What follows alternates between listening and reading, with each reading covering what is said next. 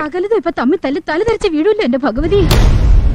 അല്ല, ഇവിടെ കുഞ്ഞിക്കണ്ണൻ്റെ പ്രസ്താവനകളും പ്രസംഗങ്ങളും പ്രഖ്യാപനങ്ങളും കേൾക്കുമ്പോൾ നമുക്ക് ഇത് കേരളത്തിലല്ല ഈ സംഭവം നടന്ന് വേറെ ഏതോ രാജ്യത്താണെന്ന് തോന്നുന്നു. Bad workers blame their tools എന്ന് ഇംഗ്ലീഷിലൊരു ചൊല്ലുണ്ട്. അതുകൊണ്ട് ഇവിടെ കേരള മുഖ്യമന്ത്രി പിണറായി വിജയനല്ല മറ്റാരോ ആണ് എന്ന് സംശയം തോന്നി. അവൻ എന്തിനുള്ള പുറപ്പാടാണെന്ന് മനസ്സിലാവുന്നില്ല. UAPA തന്നെ വലിയ ദുരുപയോഗമാണ്. ഇതുപോലുള്ള കാര്യങ്ങൾക്കൊന്നുമല്ല UAPA ഉപയോഗിക്കേണ്ടത്.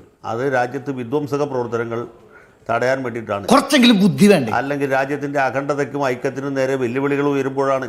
ഈ UAPA ഉണ്ടാക്കിയ ആളുകൾ ഇങ്ങനെയൊന്നും ഉദ്ദേശിച്ചിട്ടില്ല. ചിദംബരം അതിനകത്ത് ഭേദഗതി കൊണ്ടുവരുമ്പോൾ അദ്ദേഹം ഉദ്ദേശിച്ചിട്ടില്ല. മാവോയിസ്റ്റ് ലഘുലേഖകൾ കൈവശം വയ്ക്കുന്നവരെ അറസ്റ്റ് ചെയ്യാൻ വേണ്ടിയല്ല ഈ നിയമം ഉണ്ടാക്കിയിട്ടുള്ളത്. അത് കോടതികളൊക്കെ തന്നെ പലതവണ പറഞ്ഞിട്ടുള്ളതാണ്. കളക്ടർ പറഞ്ഞാലും മന്ത്രിമാരിടപെട്ടാലും ഇവർക്ക് തോന്നുന്ന മട്ടിലെ കാര്യങ്ങൾ അറിയാത്ത ആളുകളൊന്നും അല്ലല്ലോ കേരളം ഭരിക്കുന്നത്.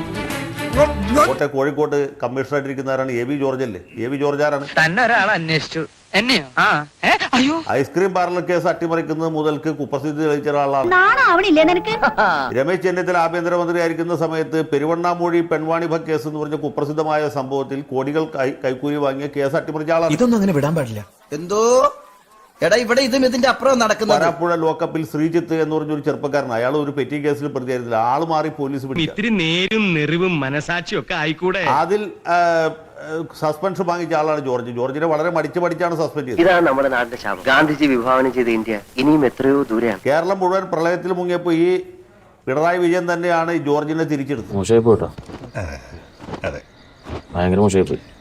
പിണറായി വിജയന്റെ ബ്ലൂ ഐഡ് ബോയ് ആയിട്ടുള്ള AV ജോർജ് ആണ്. അല്ലെങ്കിൽ അല്ലാന്ന് പറഞ്ഞിട്ട് കുഞ്ഞിക്കണ്ണൻ. ഞാനല്ല സർ. എന്തിനാ ഈ വൃത്തികെട്ടവനെ, ഈ കൈക്കൂലിക്കാരനെ, ഈ കാപാലികനെ കോഴിക്കോട്ട് കമ്മീഷണറായിട്ട് വെച്ചാൽ എന്ത് ചെയ്യുന്നതിന് മുമ്പും ഒന്ന് ആലോചിക്കണം. വെറുതെ എടുത്തു ചാടരുത്. പിണറായി വിജയനല്ലേ? അല്ലെങ്കിൽ അല്ലാന്ന് പറയൂ കുഞ്ഞിക്കണ്ണ. ഇവിടെ വാടാ, ഇവിടെ വരാൻ ഇവർ ഈ പറയുന്നൊക്കെ നേരാണോ? ഈ ചാനൽ കാണുന്ന ആളുകളൊക്കെ നിങ്ങളുടെ പാർട്ടിക്കാരെ പോലെ മണ്ടന്മാരാണെന്ന് വിചാരിക്കും. പാർട്ടി ക്ലാസ്സിൽ ഇത് വ്യാഖ്യാനിച്ചാൽ ആളുകൾ വിശ്വസിക്കും. പക്ഷെ ജനങ്ങൾ മുഴുവനും മണ്ടന്മാരല്ല. കേരളത്തിലെ 3.5 കോടി ആളുകൾക്ക് ചിന്താശക്തി ഉള്ളവരാണ്. ജനങ്ങൾ സമ്പൂർണ്ണ സാക്ഷരത നേടിയതാണ് നമുക്കടിയായത്. സാക്ഷരത നേടിയപ്പോ ജനങ്ങൾക്ക് വിവരം വന്നല്ലോ. അതുകൊണ്ട് ഈ മാതിരി വായ്പിട്ട് അടിച്ച ആളുകളെ പറ്റിക്കാന്ന് വിചാരിക്കുന്നു. നിങ്ങൾ ആർജവത്തോട് തുറന്നു പറയൂ, AV ജോർജിനെ കമ്മീഷണർ ആക്കിയതാരാണ്? പറയണോ? കുഴപ്പമാവില്ലേ? പറയാതിരുന്ന അതിലും കുഴപ്പമാവില്ലേ? 15 മിനിറ്റിനകത്ത് ഈ ചെറുപ്പക്കാരെ മോചിപ്പിക്കുമായിരുന്നല്ലോ. എന്താണ് മുഖ്യമന്ത്രി പറയാത്തത്? എന്തോ ഞാനൊന്നും കേട്ടില്ല. പുല്ല് ചെവി അടിച്ചു പോയാ എന്തോ. അദ്ദേഹം എന്താണ് പുഴുങ്ങിയ ചേമ്പ് വിഴുങ്ങിയ പോലെ ഇരിക്കല്ലേ?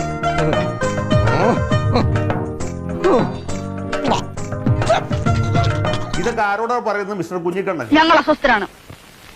ഈ വ്യവസ്ഥിതിയിൽ ഞങ്ങൾക്ക് വിശ്വാസമില്ല. അല്ല, ഈ ജയശങ്കർ ഇവിടെ എന്താ ചർച്ച ചെയ്യാൻ വന്നിരിക്കുന്നത്? അപ്പൊ മുതലാളിക്ക് ഇത്ര നേരമായിട്ട് മനസ്സിലായില്ലേ? കേരളത്തിലെ പോലീസ് സേനയിൽ എത്രയോ ക്രിമിനലുകൾ ഉണ്ടെന്നുള്ളത് അന്വേഷണ റിപ്പോർട്ടുകൾ തന്നെ വെളിപ്പെടുത്തി. ഒടുവിൽ കുറ്റസമ്മതം നടത്തി അല്ലേ? ഇത് പറയാൻ തനിക്ക് നാണമാവില്ലേ? നാണം ഉളുപ്പുണ്ട്. ഉളുപ്പ് അല്ല അല്ല ഉളുപ്പ് ഉളുപ്പ് അല്ല ഉളുപ്പ്.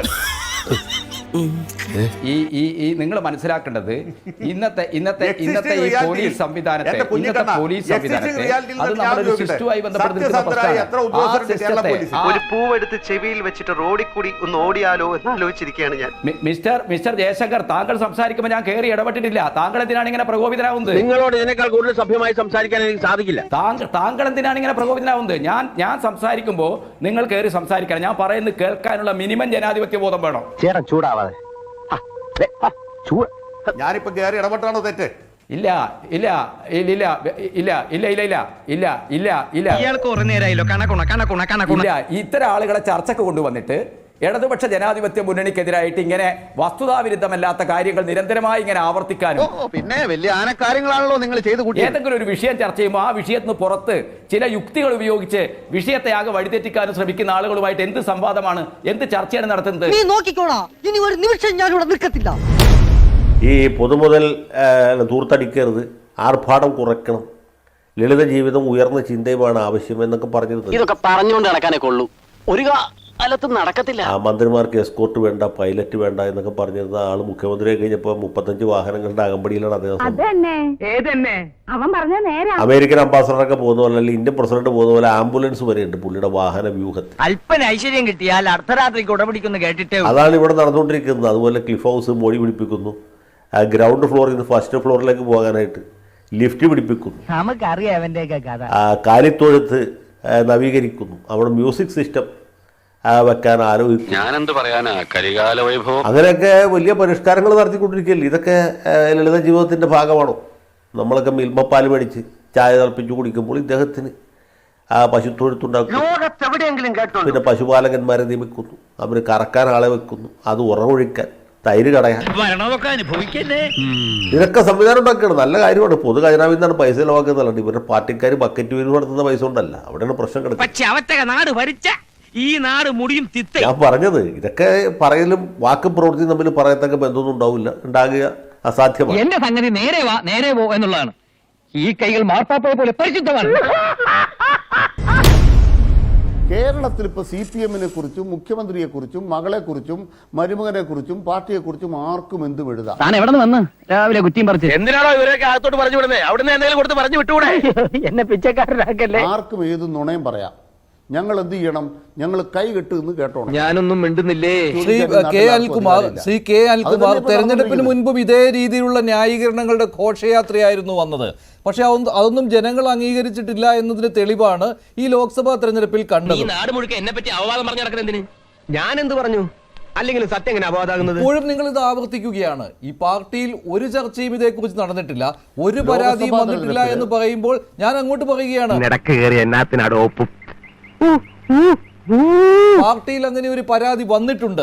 മന്ത്രി മുഹമ്മദ് റിയാസ് പോലും ആ പരാതി ഉന്നയിച്ചിട്ടുണ്ട്, തന്റെ പേര് വലിച്ചിഴയ്ക്കുന്നതിനെതിരെ. നമ്മുടെ പാർട്ടിയെ നമ്മൾ തന്നെ വിമർശിക്കരുത്, അതും ഇന്നത്തെ ചുറ്റുപാട്. കേരളത്തിലെ PSC-യിൽ ഇടതുപക്ഷ ജനാധിപത്യത്തിനെ നിയമിച്ച ആരെക്കുറിച്ചെങ്കിലും പരാതിയുണ്ടോ? അവരുടെ ഏതെങ്കിലും പ്രവർത്തനത്തെക്കുറിച്ച് പരാതിയുണ്ടോ? അതാണ് മുഖ്യമന്ത്രി ഉന്നയിക്കുന്നത്. എന്നിട്ട് ഈ PSC മെമ്പർമാരുടെ നിയമനവുമായി ബന്ധപ്പെട്ട് ആർക്കെന്ത് പരാതി ഉണ്ടെങ്കിലും ഞങ്ങൾ അന്വേഷിക്കും. സർക്കാരിന് മറയ്ക്കാനൊന്നുമില്ല, പാർട്ടിക്ക് മറയ്ക്കാനൊന്നുമില്ല. എളുപ്പല്ലോ ഈ ആദ്യം ഓരോ സാധനങ്ങൾ കിട്ടാൻ. ഏതെങ്കിലും വിഷയങ്ങൾ ഞങ്ങൾ ബന്ധപ്പെട്ടിട്ടുണ്ടെങ്കിൽ ഞങ്ങൾ അത് കൃത്യമായി മറുപടി പറയും. നോക്കൂ അനിൽകുമാറെ, അങ്ങയുടെ അസാമാന്യമായ തൊലിക്കെട്ടി അത് ഞാൻ പ്രണാമം അർപ്പിക്കുക. എന്നാലും തന്റെ ഒരു തൊലിക്കെട്ടി സമ്മതിച്ചിരിക്കുന്നു. കാരണം അങ്ങയെ പോലെയുള്ള ഒരാൾ ഉള്ളത് കൊണ്ടാണ് ഞങ്ങൾക്ക് ചാണ്ടി ഉമ്മന്റെ വിജയം ഇത്ര അനായാസമാണ്. ഈ കഴിഞ്ഞ 18 സീറ്റിലും അങ്ങേ പോലെയുള്ള ന്യായീകരണ തൊഴിലാളികളുടെ ന്യായീകരണം കേട്ടുകൊണ്ടാണ് ജനങ്ങൾ ഞങ്ങൾക്ക് കലവറയില്ലാതെ പിന്തുണ. എന്തു നുണ പറഞ്ഞാലും ചെലവാകുമെന്ന് കരുതി ചെലവാക്കാൻ ഇറങ്ങരുത്. എല്ലാം ഞാൻ കടിച്ചു പിടിച്ചോണ്ട് നിൽക്കണം. എനിക്ക് ചൊറിഞ്ഞോണ്ട് വരണം. എന്നെ കൊണ്ട് പറയിപ്പിക്കരുത്. എനിക്ക് അടുത്ത് ചവിട്ട് കൂത്തും. ഞാനിവിടെ നിൽക്കില്ല. ഞാൻ പോവാ. എങ്കിൽ പോടാ. 6 ഇഞ്ച് നീങ്ങി ഒരു ചുവന്ന സ്വിച്ച് കാണുന്നുണ്ടോ? കാണുന്നുണ്ട്. ഈ സ്വിച്ചിന്റെ കാര്യമാണ്. ചുവന്ന സ്വിച്ച് അമർത്തിയോ? അമർത്തി.